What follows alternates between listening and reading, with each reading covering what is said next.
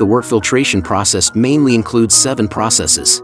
Enter hot water, mash, quiescence, turbid wort reflux, first wort filtration, grain washing and draining.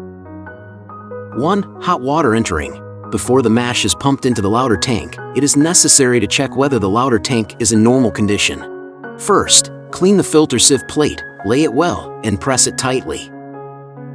Then check whether the raker blade is in the normal position. Check the open and closed state of the pipeline valve connected to the lauter tank. At the same time, the drain man door of the lauter tank should be closed. Ensure that the temperature of the mash remains unchanged.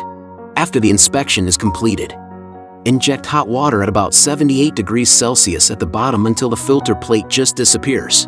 1 is to discharge the air between the filter plate and the bottom of the tank to prevent the oxidation of the wort.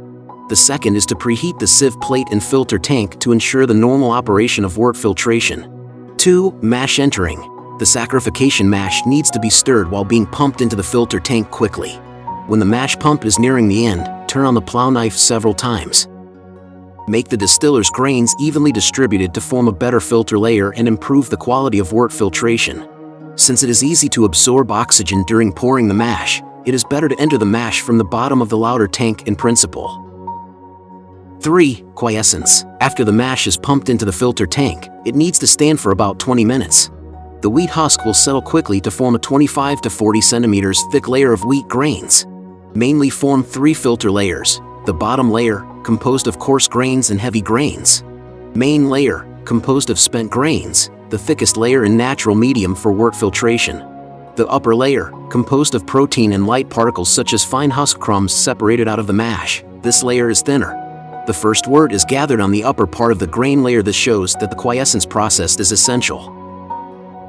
4. Wort backflow. Clear and transparent wort contains a small amount of fatty acids.